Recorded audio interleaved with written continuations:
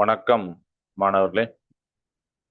8ஆம் வகுப்பு அறிவியல்ல நம்ம அலகு 9 unit number 9 matter around us, அதாவது நம்மை சுற்றியுள்ள பருப்பொருட்கள், இந்த டாபிக் தான் பார்த்துட்டு இருக்கோம். சரிங்களா?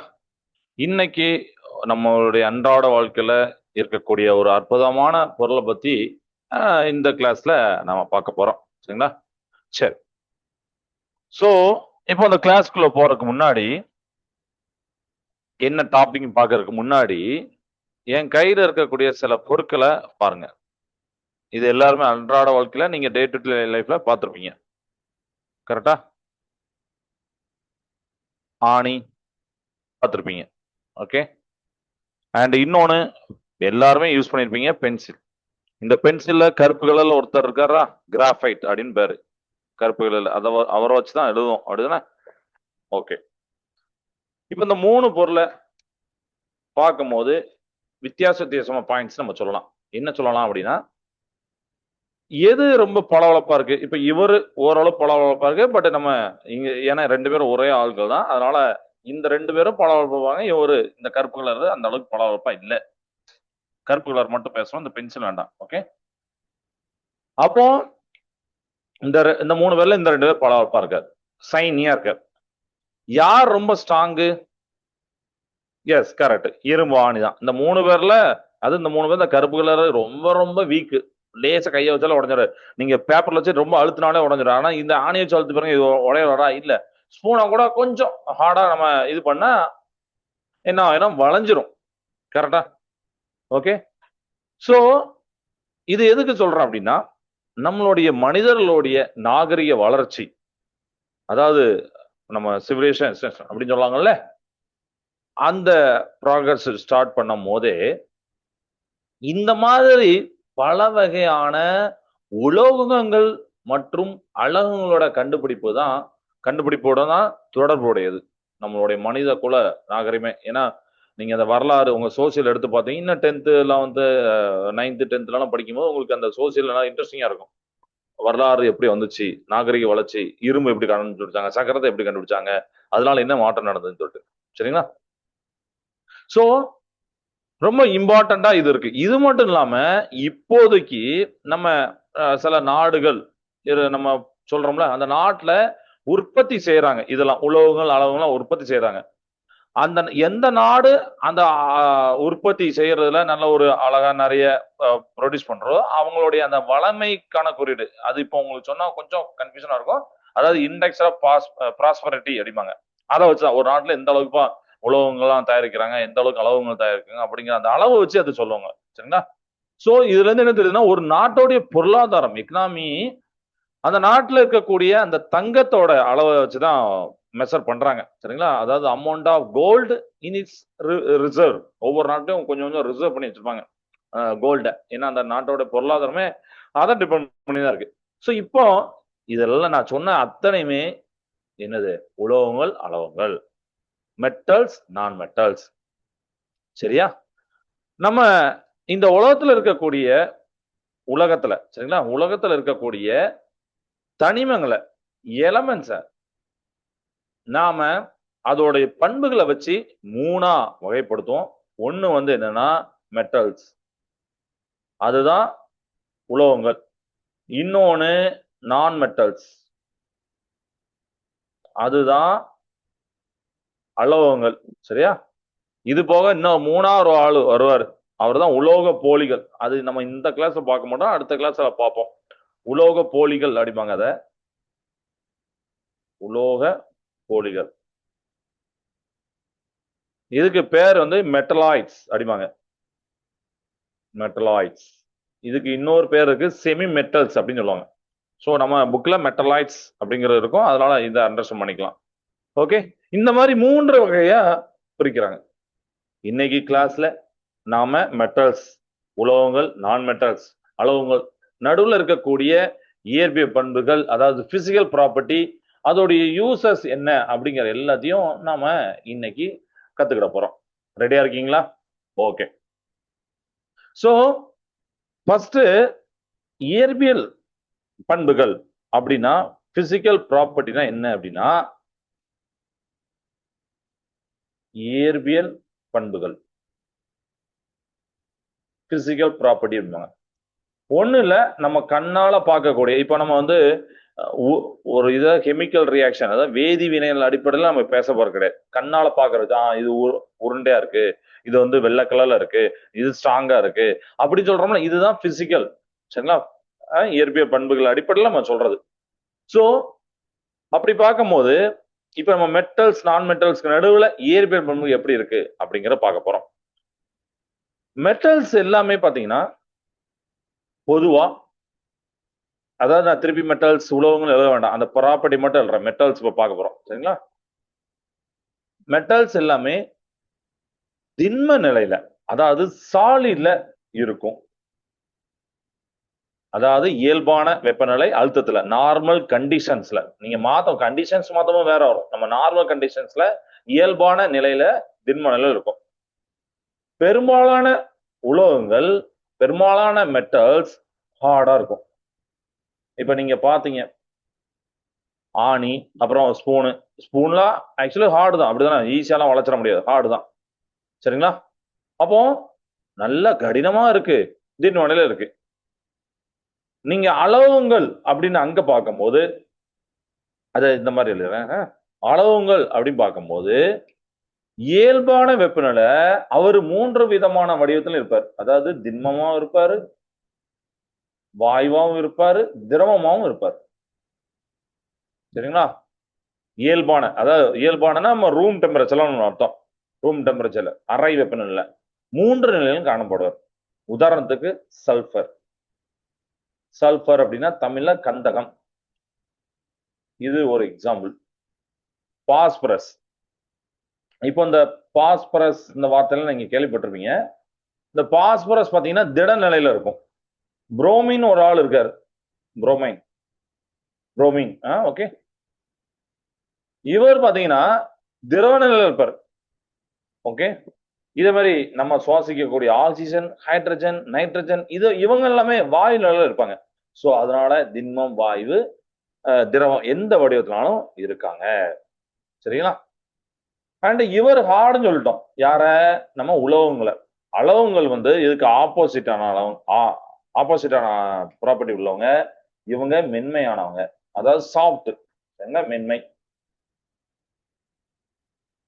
சாஃப்ட். நான் அதான் சொன்னேன், அந்த கரித்துண்டு காமிச்சோம்னா, அதாவது நம்ம பென்சில் உள்ள கரித்துண்டு ஈஸியா உடஞ்சிடும். கரெக்டா?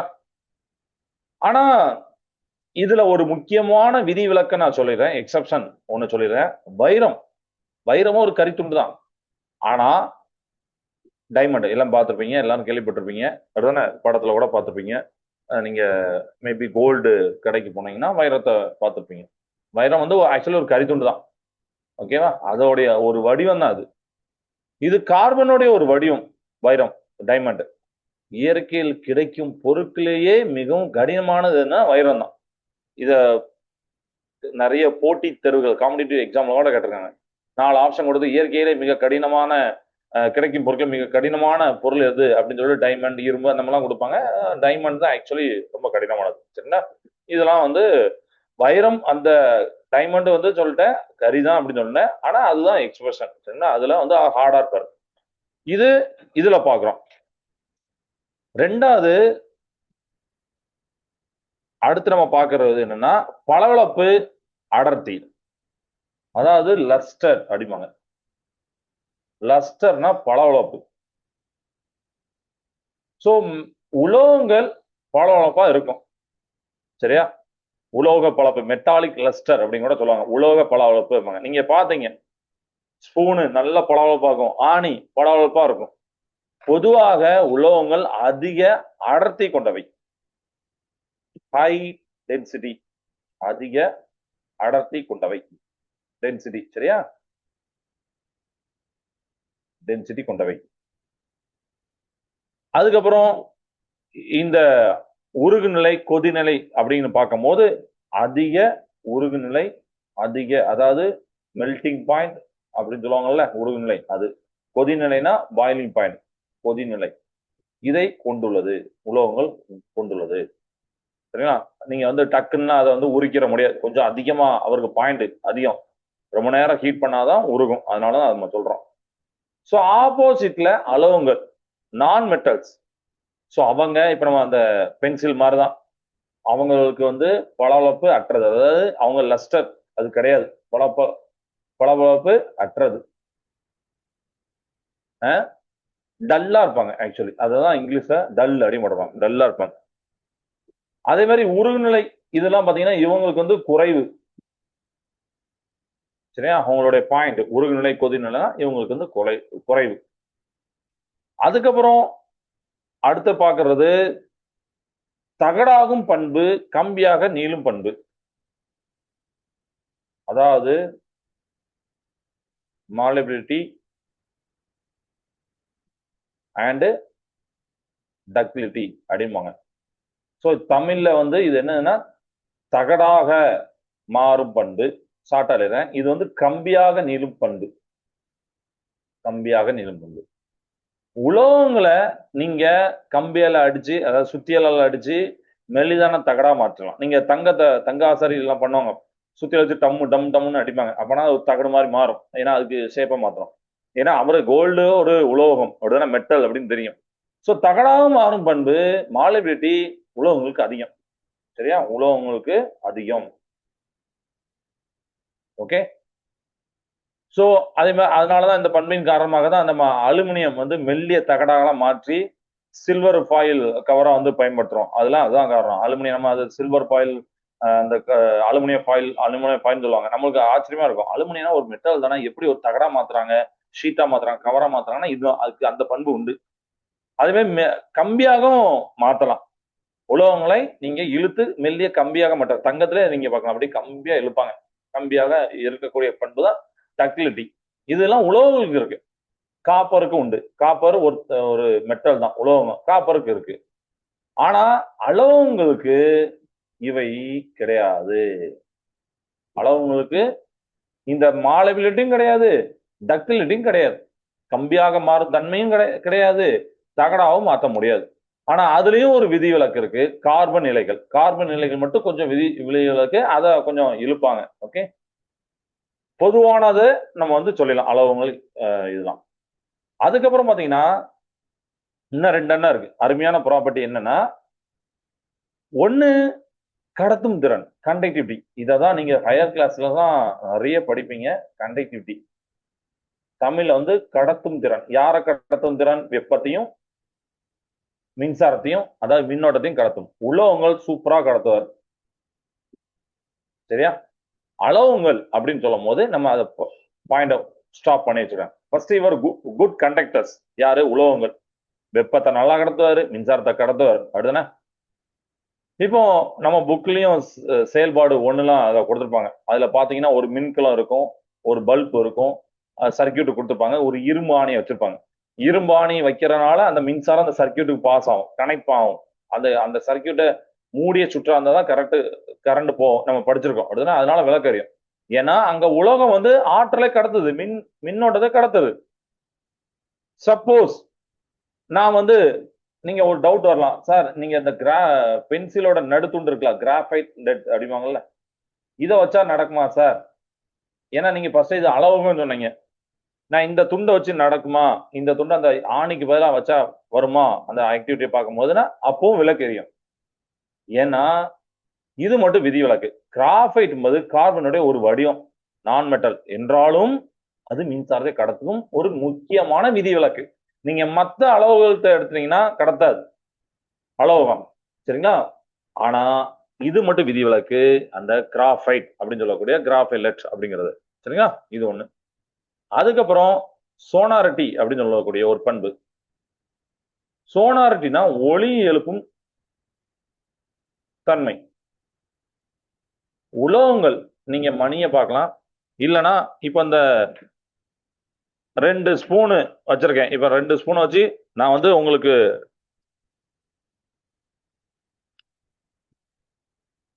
சவுண்டு கேட்டிருக்குன்னு நினைக்கிறேன். கரெக்டா? இந்த டங் அப்படிங்கிற சவுண்டு யாருக்கு வரும்னா உலோகங்களுக்கு வரும்.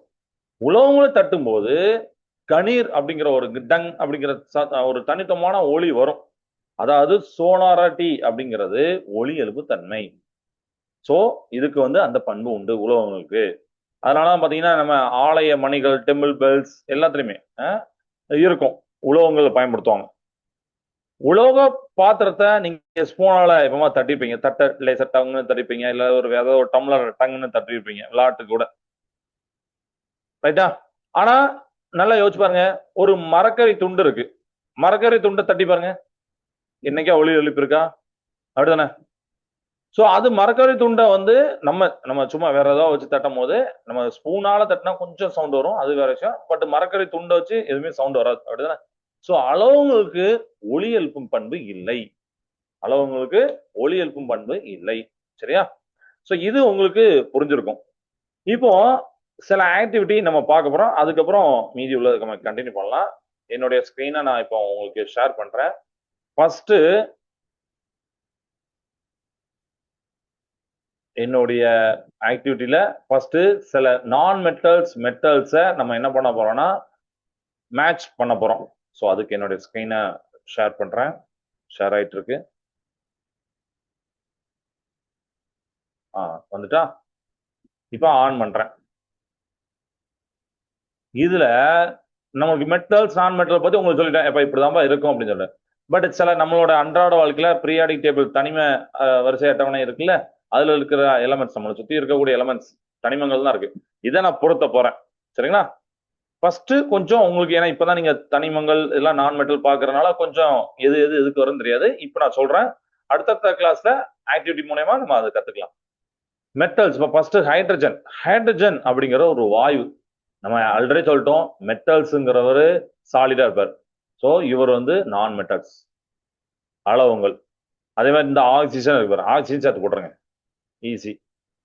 ஆர்கான், அவரும் ஒரு கேஸ் தான், அப்படிதானே? ஆர்கான் ஒரு கேஸ் தானே, போட்டுருங்க. கேஸ்லாம் இருந்தா டக்குன்னு அதில் போட்டுருங்க. ஹீலியம் இந்த இருக்கா பாருங்க, ஹீலியம், இவரும் பார்த்தீங்கன்னா நான் மெட்டல்ஸ், போட்டுடலாம்.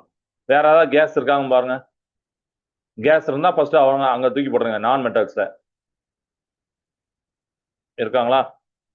சரி, ஓகே. அப்புறம் தேடும் நியான் இந்த இருக்காருமா, நியான் இருக்காரா? ஓகே. அதுக்கப்புறம் இன்னும் இருக்கு, நம்ம அப்புறம் போட்டுக்கலாம். அதுக்கப்புறம் மெட்டல்ஸ் வரும், உலோகங்கள். நம்மளுக்கு கண்ணுக்கு ஏத்தாப்புல ஒருத்தர் காப்பர்னு ஒருத்தர் இருக்க, தாமிரம், அவரு மெட்டல்ஸ், உலோகங்கள், இங்க போட்டுருந்தேன். அடுத்த தடவை மெட்டல்ஸ் ஏதாவது 2 எக்ஸாம் சொல்லலாம், நீங்க சொல்லலாம். நான் மெட்டல்ஸ் ஏதாவது 2 எக்ஸாம் சொல்லலாம், சொல்லலாம். ஹைட்ரஜன், ஆக்சிஜன், நியான், ஹீலியம், அப்படி ஏகப்பட்ட சொல்லலாம். மெட்டல்ஸ் வேற யாருப்பாங்க? Iron, super. இப்ப நம்ம இரும்பு ஆணியை கூட காமிச்சோம், அவர் அங்கதானே வருவாரு, உலோகங்கள் மெட்டல்ஸ்ல வருவாரு, ரைட்டா? ஓகே. இப்போ கரித்துண்டு கீழே இருக்கு பாருங்க, கார்பன், இவரு நான் மெட்டல் நான் சொன்னேன், போட்டலாமா? இதுல போட்டலாம். அடுத்து பாத்தீங்கன்னா குளோரின். குளோரின் வந்து ஒரு வாயு, அவரும் நான் மெட்டல்ஸ் தான், இங்க நான் போட்டிருந்தேன். கிளியரா? Okay, good. கோல்டு, தங்கம், இது எங்க மெட்டல்ஸ் தான் வரும், போட்டலாமா? சூப்பர், போட்டலாம். அதுக்கப்புறம் இங்க கீழே மெக்னீசியம் ஒண்ணு காமிச்சிருக்காங்களா, இதுவும் ஒரு மெட்டல் தான், இங்க போடுறேன், இங்க மெட்டல்ஸ்ல போட்டுறேன். அதுக்கப்புறம் பொட்டாசியம் அப்படின்னு ஒண்ணு கொடுத்துருக்காங்களா, இதுவும் ஒரு மெட்டல் தான், இந்த சைடு போட்டுறேன். கிளியர்? ஓகே. ஸோ சல்ஃபர்னு ஒண்ணு காமிக்கிறாங்க, இந்த சல்ஃபர் தான் கந்தகம், இது நான் ஃபர்ஸ்டே சொன்னேன், அலோகம் அப்படின்னு ஒரு வார்த்தை சொன்னேன் கிளாஸ்ல. ஸோ அதனால இதை இங்க போட்டுறேன். கிளியரா தான்? இப்போ ஒவ்வொன்றா மேட்ச் பண்ணிட்டே இருக்கீங்க. ஓகே. அடுத்து கால்சியம், இந்த இருக்க பாருங்க, சிஏ, இந்த கால்சியம் வந்து மெட்டல்ஸ், அதுல இங்க நம்ம போட்டுறேன். ஓகே, கால்சியம் வந்து மெட்டல்ஸ் போட்டுறேன். அடுத்து அயோடின் அப்படின்னு ஒருத்தர் மேல இருக்காரா, அயோடின் அப்படிங்கிறது அவர் வந்து நான் மெட்டல்ஸ், அதாவது அலோகம், அவரை போடுறேன். என்ன நான் மெட்டல்ஸ்ல ஒரே ஒரு ஆள் மட்டும் வரணும், யார் அப்படின்னா அந்த கிரிப்டான். கிரிப்டான்ங்கிறது ஒரு வாயு, அந்த வாயுவை நான் இங்கே தூக்கி போட்டுறேன். இந்த வந்துட்டா? இப்போ நான் மெட்டல்ஸ்ல எல்லாமே வந்துட்டு. மெட்டல்ஸ்ல இது போக சில்வர் வந்துட்டா. சில்வர் நீங்க வெள்ளிலாம் பார்த்துருப்பீங்க. மெர்க்கூரி, மெர்க்கூரி வந்து திரவ நிலையில இருந்தாலும் அவர் வந்து ஒரு எக்ஸ்பிரஷன், சரிங்களா? அவர் வந்து ஒரு விதி விலக்கு. கோபால்டு, அதுக்கப்புறம் ஜிர்கோனியம், இதெல்லாம் இங்கே இதில் போட்டுறோம். சப்மிட் பண்ணி பார்க்கலாமா? ஆன்சர் ஏதோ நம்ம தப்பா மேட்ச் பண்ணியிருந்தோம்னா காமிச்சிடும். எஸ், எல்லாமே கரெக்ட். இதுதான்ப்பா. இப்போ உங்களால நீங்க வந்து கெஸ் பண்ணிட்டீங்க, எதெல்லாம் நான் மெட்டல் எதெல்லாம் மெட்டல் அப்படின்னு இதுக்கப்புறம் கேட்டாங்கன்னா உங்களால கண்டிப்பா சூப்பரா சொல்ல முடியும். கரெக்டா? ஓகே. அப்புறம் இன்னொரு ப்ராப்பர்ட்டி நான் காமிச்சிடறேன், சேர்த்தே காமிச்சிடறேன். என்னன்னா இப்ப நான் சோனாரஸ் அப்புறம் மாலபிலிட்டி இதெல்லாம் சொல்லி கொடுத்தேன். ஸோ அதையும் நம்ம இப்ப மேட்ச் பண்ண போறோம்.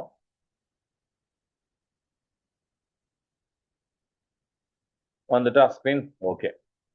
இதுல இப்ப நம்ம படிச்ச பண்புகள் பிசிக்கல் ப்ராப்பர்ட்டிய இதுல மேட்ச் பண்ண போறோம். ஃபர்ஸ்ட் பாருங்க, பிரிட்டில். பிரிட்டில்னா உடையக்கூடிய தன்மை, நொறுங்கும் தன்மை. மெட்டல்ஸ் ரொம்ப ஹார்டு. நான் மெட்டல்ஸ் தான் உடையக்கூடிய தன்மை. அப்போ நான் இங்க போடுறேன். சரியா? நான் மெட்டல் டல்லா இருப்பாருன்னு சொன்னா அப்ப டல்ல இங்க போடுறேன்.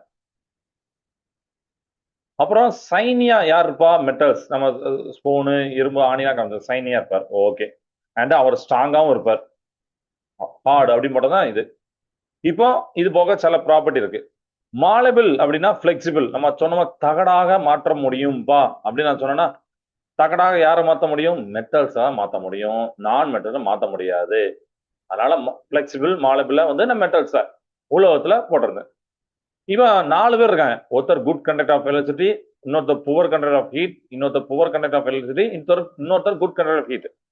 நான் உங்களுக்கு ஒரு பாயிண்ட் சொன்னோம்னா, கடத்தும் திறன்ல ஒரு பாயிண்ட் சொன்னோமா, யார் நல்லா கடத்துவா? வெப்பத்தையும் மின்னோட்டத்தையும் யார் நல்லா கடத்துவா? சொல்லுங்க பாப்போம். வெப்பத்தையும் மின்னோட்டத்தையும். மெட்டல்ஸா நான் மெட்டல்ஸா? உலோகமா அலோகமா?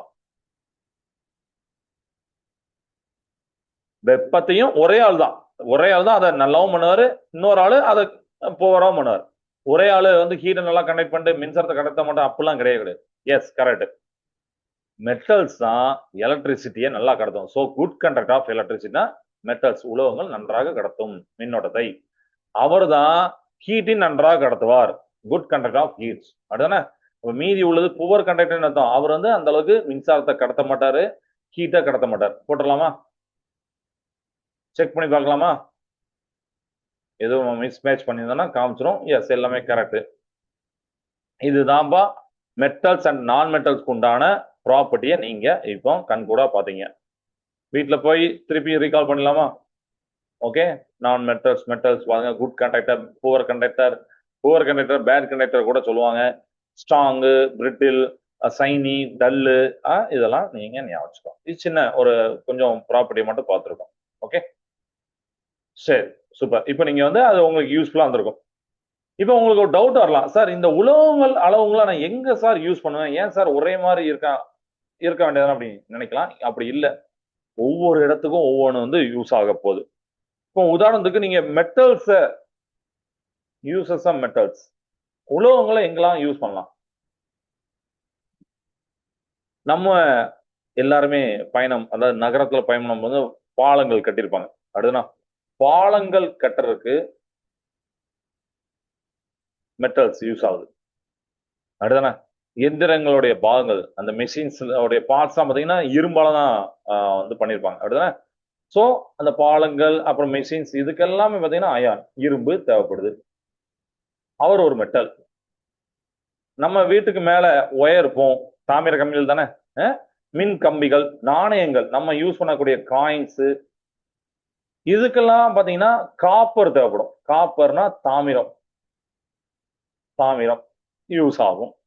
அப்புறம் தங்கம், நம்ம நகைகள் பண்றோம்ல, நகைகள் வெள்ளி எல்லாம் பண்றாங்க. அப்போ அந்த நகைகள் அதுக்கெல்லாம் பாத்தீங்கன்னா வெள்ளி வந்து வெறும் நகையா மட்டும் இல்ல, நிறைய இடத்துல யூஸ் ஆகுது. இப்போ எலக்ட்ரிக் வெஹிக்கிள்ஸ் அப்படின்னு இவி எல்லாம் வந்திருக்கு, அப்படித்தானே?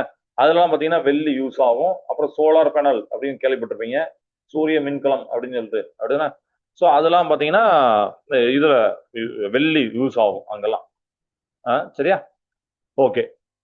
அப்புறம் வேற இதுல பாத்தீங்கன்னா நீங்க தெர்மாமீட்டர்ல பாதரசம், மெர்க்குரி, நான் அதனாலதான் உங்களுக்கு இந்த மெர்க்குரி மெட்டல்ஸை போட்டேன். ரைட்டா?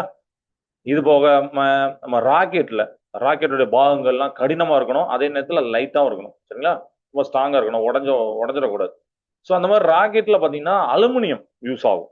ராக்கெட்ஸ், வானூர்தி, ராக்கெட் பாகங்கள்லாம் அலுமினியம் தயாரிப்பாங்க, யூஸ் பண்ணுவாங்க. நம்மளுடைய வாகனங்கள் அதுல பாத்தீங்கன்னா பேட்டரிஸ் இருக்கும். பேட்டரி உண்டா? மின்கலங்கள் அடிப்பாங்க. அந்த வாகனங்களுடைய மின்கலன்கள்ல முக்கியமான ஆளு லெட் அப்படின்னு சொல்லக்கூடிய ஒரு ஆளு இருக்காரு, காரியம். இவரு மெட்டல்ஸ் அங்க யூஸ் ஆகுது. அப்ப நீங்க மெட்டல்ஸோட யூசஸ் எல்லாம் பாத்தீங்க, கரெக்டா? இப்போ நம்ம நான் மெட்டல்ஸ் போலாமா?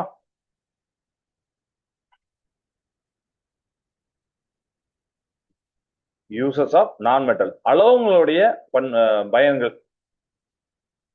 இவர் எங்க சார் யூஸ் ஆறாரு? இப்ப எனக்கு நல்லா அழகா புரிஞ்சிச்சு. இவரு கண்ணாடிகளை வெட்டுறதுக்கும் அதுக்கப்புறம் நகைகள் செய்யறதுக்கும் யூஸ் ஆகக்கூடிய வைரம், டைமண்ட், இவர் நான் மெட்டல்ஸ் தான். நான் சொன்னா இவர் வந்து ஒரு எக்ஸ்பிரஷன் அப்படின்னு சொன்னேன், கடினம் ஹார்டா இருப்பாரு. ஆனா இவரை வச்சுதான் கண்ணாடிகள் வெட்டுவாங்க. கண்ணாடி வெட்டும் சாதனங்கள் தயாரிக்கவும் நகைகள் வெட்டவும் வைரம் பயன்படுகிறது. சரிங்களா? அதுக்கப்புறம் பென்சிலோடைய நடுத்தண்டு காமிச்சேன் உங்களுக்கு, கிராஃபைட் காமிச்சேன் அப்படிதானே? சோ அந்த கிராஃபைட் அங்க யூஸ் ஆகுது. பென்சிலோட நடுத்தண்டா அந்த கிராஃபைட் யூஸ் ஆகுது. இது போக சல்பர்னு ஒரு ஆளை பத்தி சொன்னா, கந்தகம் அப்படின்னு சொன்னா, இந்த சல்பர் எங்க யூஸ் பண்ணுவாங்கன்னா துப்பாக்கி தூள் அதுல யூஸ் பண்ணுவாங்க.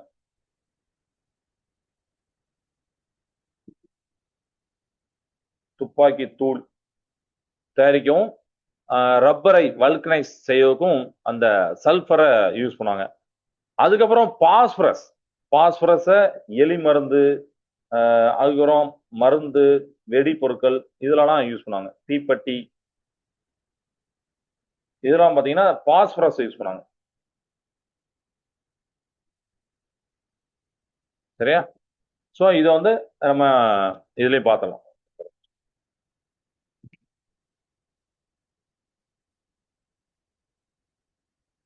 இதெல்லாம் அளவுங்கள்ல நம்ம பார்க்கக்கூடிய சில பாயிண்ட்ஸ். Okay, right. இது போக நிறைய அமிலங்கள், அளவுங்கள் இருக்காங்க, நான் மெட்டல்ஸ் இருக்காங்க, மெட்டல்ஸ் இருக்காங்க, நிறைய இருக்காங்க. நம்ம ஒரு எக்ஸாம்பிள் சொல்லிருக்கோம். அதனால இது மட்டும் தான் யூஸ் ஆகுமா சார், இன்னும் மத்தெல்லாம் கிடையாதுன்னா அதுல நிறைய இருக்கு. சரிங்களா? அண்ட் இம்பார்ட்டண்டா நம்ம வீட்டுக்கு குடி தண்ணி எல்லாம் வரும். அந்த குடி தண்ணீர்ல வந்து நிறைய நுண்ணுயிர்கள் இருக்கும். அதை அழிக்க குளோரின் யூஸ் பண்ணுவாங்க. அது கூட ஒரு நான் மெட்டல் தான். இதெல்லாம் நிறைய இருக்கு. Okay, okay. ஸோ அளவுங்களுடைய உலோகங்களுடைய பண்புகள், அதோடைய பயங்கள் என்ன அப்படிங்கிறத நீங்க பார்த்துட்டீங்க. சரியா? ஸோ பளபளப்பா இருக்கும், கடினத்தன்மையா இருக்கும், ஹார்ட்னஸா இருக்கும். லஸ்டர் அப்படிங்கிறது ஸ்பூனை பார்த்தோம். நம்ம ஹார்ட்னஸுக்கு ஆணியை பார்த்தோம். ஒலி எழுப்புறது 2 ஸ்பூன் வச்சு தட்டி காமிச்சேன், சோனாரஸ் அப்படின்னு சொல்லக்கூடியது. அப்புறம் வெப்பம் மற்றும் மின்சாரத்தை கடத்துறது, கண்டக்டிவிட்டி மெட்டல்ஸ்க்கு அதிகமா இருக்குன்னு நான் சொன்னேன். நான் மெட்டல்ஸ் அப்படிங்கிறது பார்த்தீங்கன்னா அவர் பளபளப்பு அற்றை, டல் அப்பியரன்ஸ் இருப்பாங்க, உடையக்கூடிய தன்மையா இருப்பாங்க. பிரிட்டில்னஸ் அப்படிப்பாங்க தமிழ்ல, உடையும் தன்மை, இங்கிலீஷ்ல பிரிட்டில்னஸ். நீங்க பென்சில் முனைய பாத்தீங்கன்னா தெரியும், லேசா பேப்பர் வச்சு அழுத்தினாலே உடஞ்சிரும். இதெல்லாம் அதுல இருக்கும். ஒளி எழுப்பாது. நீங்க பென்சில அந்த தட்டும் போது பாத்தீங்கன்னா ஒளிலாம் வராது. சரிங்களா? அந்த மாதிரி ஒளி எழுப்பு தன்மை கூட தன்மை வந்து இவருக்கு அளவுங்களுக்கு கிடையாது. ஸோ இதெல்லாம் நம்ம தெரிஞ்சுக்கிட்டோம். பிளஸ் அந்த இதுல அனிமேஷன்லையும் நம்ம பார்த்தோம், லைக் அந்த மேட்ச் பண்றதுலையும் பார்த்தோம். ரைட்டா? ஓகே. ஒரு 5 வார்த்தை டிக்டேஷன் வார்த்தை நோட் பண்ணிக்கோங்க. உங்களோட சயின்ஸ் நோட்டை எடுத்து நோட் பண்ணிக்கோங்க. ஃபர்ஸ்ட் மெட்டல்ஸ், உலோகங்கள். மெட்டல்ஸ், உலோகங்கள். ரெண்டாவது நான் மெட்டல்ஸ், அலோகங்கள். மெட்டல்ஸ், நான் மெட்டல்ஸ், அலோகங்கள். உலோகங்கள், அலோகங்கள், மெட்டல்ஸ், நான் மெட்டல்ஸ். மூணாவது லஸ்டர், பளபளப்பு. அப்படி மட்டும் போட்டா போதும். லஸ்டர், பளபளப்பு. மூணாவது லஸ்டர், பளபளப்பு. நாலாவது சைனி, டல்லு. ஏன்னா அவங்களோட ப்ராப்பர்ட்டி சைனி, டல்லு. இது நாலாவது. சரியா? அடுத்து கண்டக்டிவிட்டி, கடத்தும் திறன். இந்த 5 வார்த்தை, கண்டக்டிவிட்டி, கடத்தும் திறன், இந்த 5 வார்த்தையை நீங்க எழுதிக்கோங்க. கண்டிப்பா அதை போட்டோ எடுத்து அனுப்பணும். அது யாருமே மறந்துடக்கூடாது. சரிங்களா? இன்னைக்கு ஹோம்ஒர்க் என்ன அப்படின்னா, சில அளவுங்களுடைய சிம்பிள்ஸ் நான் தருவேன். இது வீட்டுல போயிட்டு நீங்க அது என்ன அப்படிங்கிறத எக்ஸ்பான்ஷன் எழுதணும். நான் இப்ப சொல்ல முடியாது, நீங்க தான் அதை பார்க்கணும். ஹச்சின்னு போட்டா இது வந்து ஒரு தனிமத்தோட குறியீடு. நான் அளவுங்கள்னு சொல்லிட்டேன். இது வந்து ஒரு 6 அளவுங்கள் சொல்லியிருக்கேன். அந்த 6 அளவுங்களுடைய பேரை எழுதணும். ஹச்னா என்ன, அது தமிழோ இங்கிலீஷோ நீங்க எழுதுவீங்க. எழுதி அந்த 6 எழுதி அதுக்கப்புறம் அதை போட்டோ எடுத்து அனுப்பணும். சரியா? அவங்க கோஆர்டினேட்டர் அனுப்புங்க, அவங்க எங்களுக்கு அனுப்பிடுவாங்க. இதுதான் உங்களுக்கு ஹோம்ஒர்க். இந்த ஹோம்ஒர்க் பண்ணிக்கோங்க, கண்டிப்பா பண்ணணும். நெக்ஸ்ட் கிளாஸ் வரக்கு முன்னாடி இது வந்திருக்கணும். ஓகே. ரைட், வேற எதுவும் டவுட் இருக்காப்பா ஸ்டூடெண்ட்ஸ்? இன்னைக்கு குலோகங்கள் அளவு பார்த்தோம். வீட்டுக்கு போயிட்டு இந்த டாபிக்கை ரீட் பண்ணி பாருங்க. டவுட் இல்லைங்களா? சரிப்பா, கிளாஸை நிறைச்சதை வாழ்க பாரதம், வெல்க தமிழகம். நன்றி, வணக்கம்.